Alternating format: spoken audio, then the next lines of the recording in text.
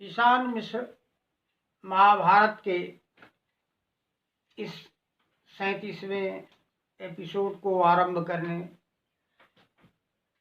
में मैं उन घटनाओं का वर्णन करूंगा जो घटनाएं जयद्रथ वध के बाद हुई थी। परंतु इसके पहले मैं अर्जुन के उन 10 नामों की चर्चा कर देना चाहता हूँ।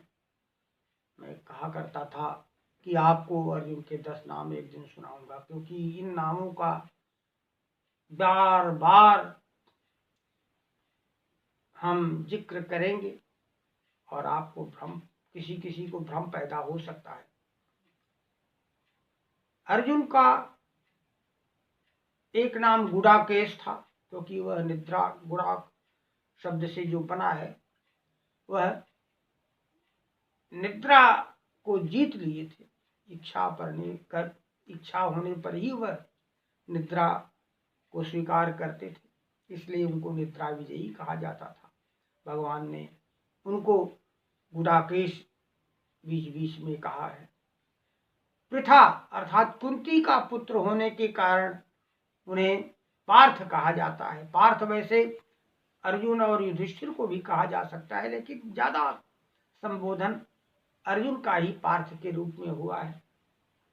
कौन्तेय भी उनको कहा जाता है कुंती पुत्र होने के कारण। इन सब नामों के अलावा अर्जुन के जो 10 शुभ नाम माने गए हैं, उनका मैं आज उनका मैं विवरण आज प्रस्तुत करता हूं। जब विराट युद्ध में राजकुमार उत्तर कौरवों की सेना से भयभीत होकर रथ से उतर के भाग रहा था, उस समय बृहन्नला के रूप में वहां रथ के सारथी के रूप में मौजूद अर्जुन ने राजकुमार उत्तर को पकड़ लिया और कहा कि तुम क्षत्रिय हो के युद्ध नहीं करना चाहते हो तो मत करो, मैं युद्ध करूंगा, तुम मेरा सारथ्य तो कर सकते हो। वह कहा कि तुम कैसे लड़ोगे, तुम तो नपुंसक हो। अर्जुन ने कहा कि नहीं, मैं अर्जुन।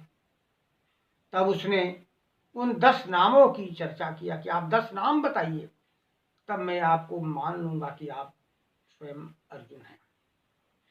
अर्जुन ने उस समय अपने उन 10 नामों को बताया था, जिसकी चर्चा बाल्यावस्था में ही उनकी की जाती थी। युवावस्था में तो और भी कई नाम जुड़ गए थे।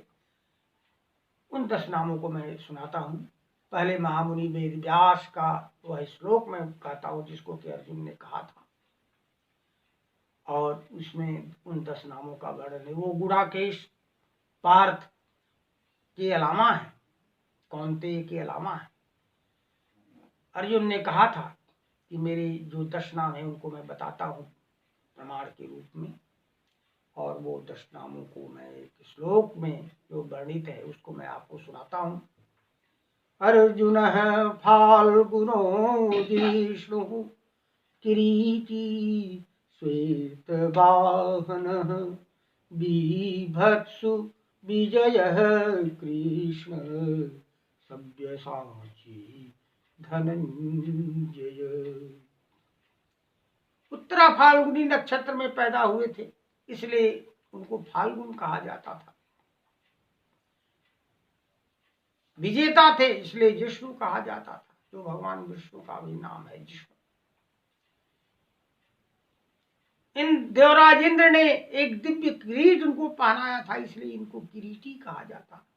श्वेत घोड़े इनके रथ में जुटे रहते थे, इसलिए इनको श्वेत वाहन कहा जाता था। भयंकर दृश्य उपस्थित करते थे युद्ध में, बीभत्सु इसलिए कहा जाता था।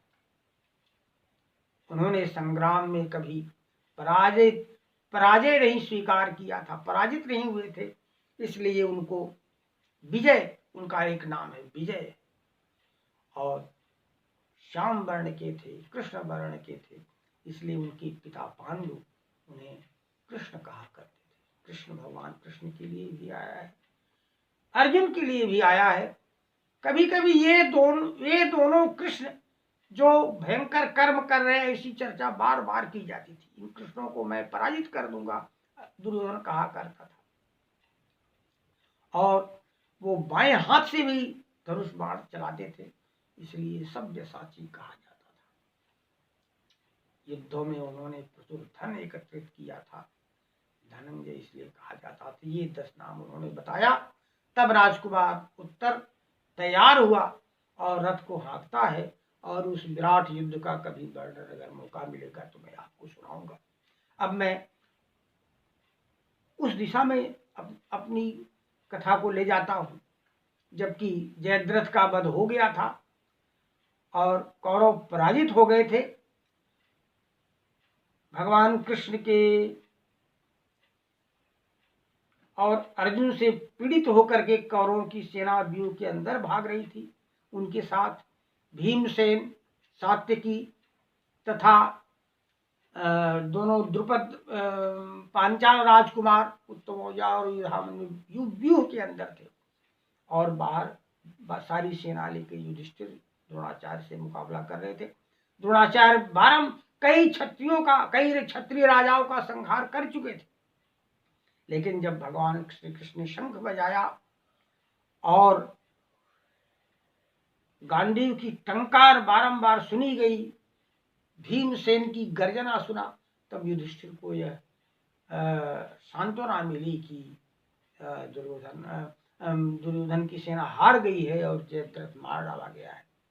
और दुगने उत्साह के साथ वो जो है फिर आक्रमण करते हैं उसी सेना पर जिस सेना से वो डर रहे थे, और जिन द्रोणाचार्य से बचने के लिए अर्जुन ने अनेक उपक्रम तैयार किया था कि राजा युधिष्ठिर को अरेस्ट न कर ले द्रोणाचार्य।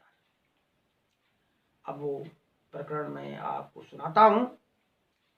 विजय उन्माद छाया पांडवों के सैन्य दल में, बजाई जीत के बाजे बहुत से वे समर में, परम निर्भय हुए योधा चले लड़ने मुदित हो, रहे थे शत्रुन के द्रोण भी उद्यत समर हो। द्रोणाचार्य व्यूह के मुख पर स्वयं उद्यत थे उन सबको रोकने के लिए, लेकिन अब वह डरने वाले नहीं थे और विजय के नगाड़े बजाते हुए उन लोगों ने युद्ध आरंभ कर दिया। खदेड़े कौरवों के सैन्य बल को श्वेत वाहन, कुपित आचार्य कृप अरु द्रोण सुत रोपे महारन।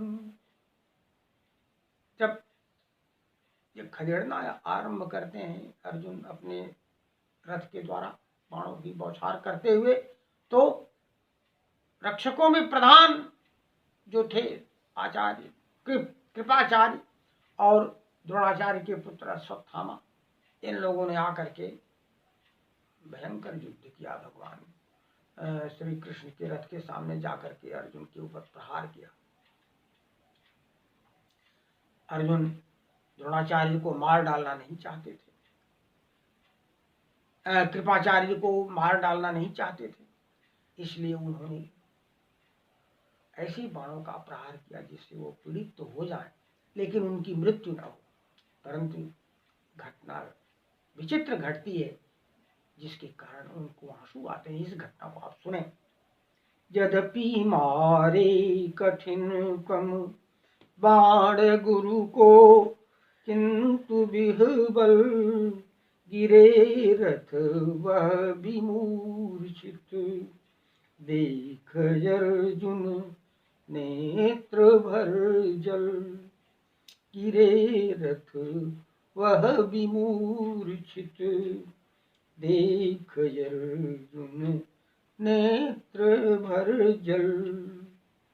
कहे श्री कृष्ण से तब जिष्णु अतिशय विकल हो के प्रभो धिक्कार बल आचार पौरुष क्षत्रियों के। उन्होंने क्षत्रिय धर्म को धिक्कारा, उन्होंने अपने बल को भी धिक्कारा, अपने पराक्रम को भी उन्होंने निंदित किया और अपनी आचरण की भी निंदा किया। कहे मैं फिर सुनाता हूं। कहे श्री कृष्ण से तब जिष्णु अतिशय विकल हो के प्रभो धिक्कार बल आचार पौरुष क्षत्रियों के। जहाँ पीड़ित हुए आचार्य कृपा घात मुझसे दिए जो शस्त्र शिक्षा बालपन में अति प्रणय से, अत्यंत प्रेम से उन्होंने युद्ध की, शस्त्र और शास्त्र दोनों की शिक्षा दिया था कृपाचार्य ने। वह कोमल स्वभाव के थे और आज उन्हें याद पड़ रहा है। उन बातों को भी वो याद करते हैं। भगवान श्री कृष्ण से कहते हैं, कहे उस काल थे वह शस्त्र ऐसे गुरुजनों पर चलाना मत कभी कुरुश्रेष्ठ रण में क्रुद्ध होकर। कहत श्री कृष्ण से यह पार्थ होकर अति व्यथित मन कुपित हो पार्थ रथ की ओर दौड़ा कर्ण उस क्षण। कृपाचार्य को मूर्छित देख करके कर्ण क्रुद्ध होकर के अर्जुन की तरफ दौड़ता है, अपने रथ पर सवार होकर के, शस्त्रों से सुसज्जित होकर के। और अर्जुन की आंखों में उसमें आंसू आए हुए थे और वो विकल होकर के उन सब बातों को याद कर रहे हैं। महामुनि वेदव्यास ने इस विषाद का विस्तार से वर्णन किया है। विदुर की चर्चा किया है कि महाज्ञानी विदुर, प्रज्ञावान विदुर को पहले ही ज्ञात हो गया था कि ये सब दुष्कर्म करने पड़ेंगे युद्धों में। और जब कर्ण आक्रमण करता है तो दूसरी ही घटना उसी समय हो जाती है, उसे आप सुने। चढ़े श्री कृष्ण रथ पर सात्यकी रोके उसे जा, हुए रथ चक्र रक्षक युधामन्यु उत्तमोजा।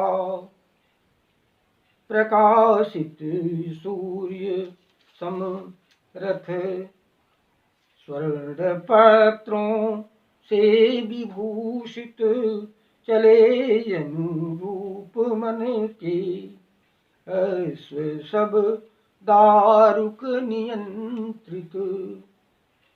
मैंने इसका थोड़ा सा वर्णन किया था बीच में कि जब सात्यकी शस्त्रहीन हो गए थे उस समय भगवान श्री कृष्ण ने शंख बजाया था ऋषभ स्वर में और उनका रथ लेकर के उनका सारथी दारुक आ गया था।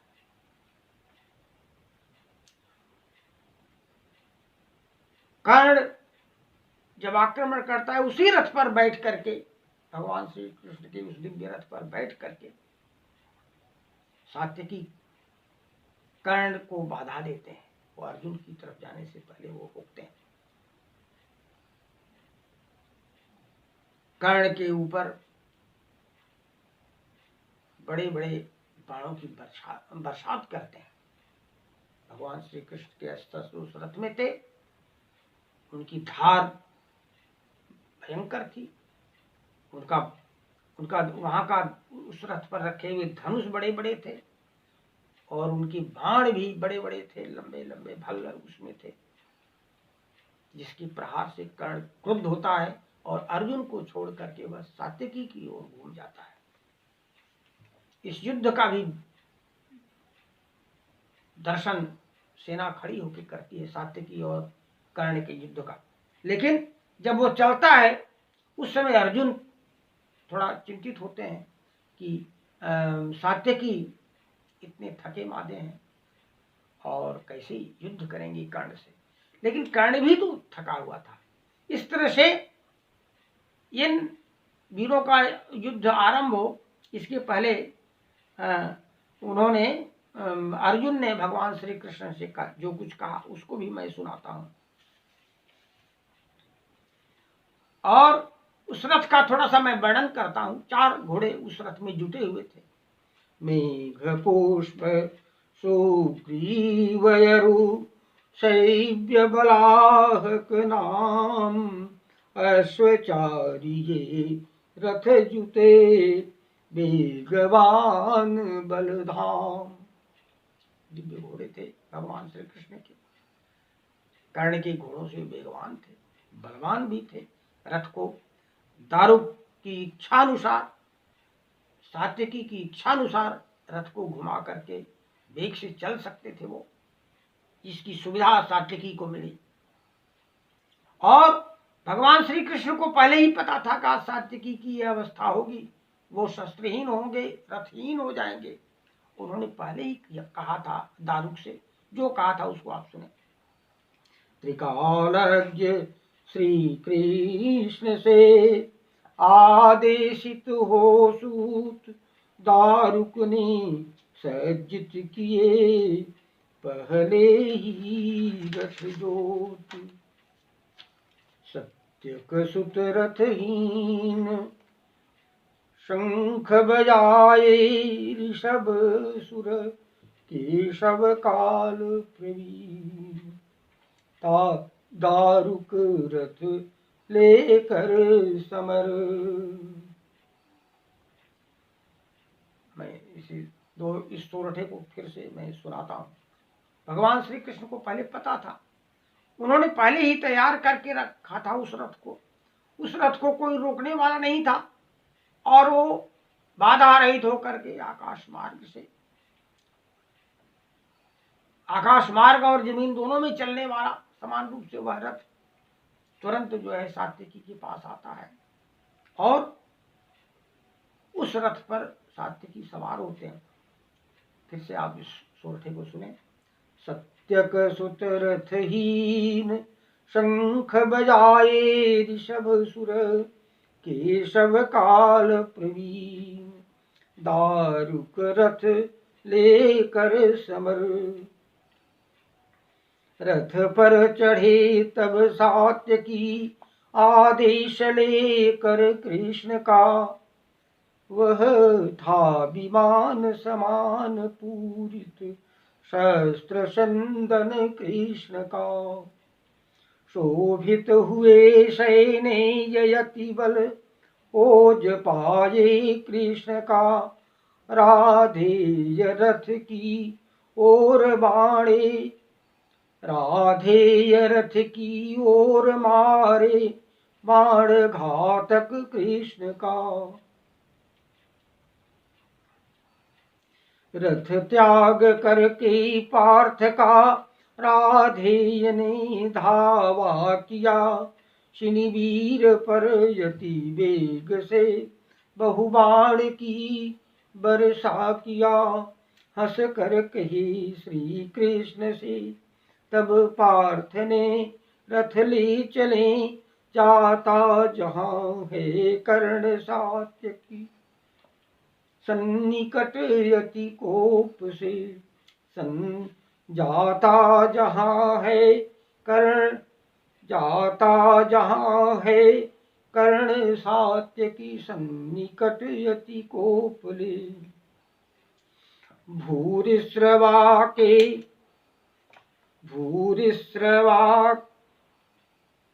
को सहन भूरिश्रवा बध को सहन जैसे नहीं वह कर सका। श्री कृष्ण बोले बाहुबल पर्याप्त है शिनिवीर का। फिर चक्र रक्षक उत्तमोजा युधामन्यु साथ में, पीछे चले शनिवीर के सहयोग करते युद्ध में। इस काल सम्मुख कर्ण के जाना उचित तब है नहीं, देवेंद्र ने उसको दिया वह वैजयंती पास ही। यह शक्ति उसको कवच के विनिमय मिली देवेश से, लड़ ले यहाँ वह जिस किसी विधि, तीन जाते वीर से।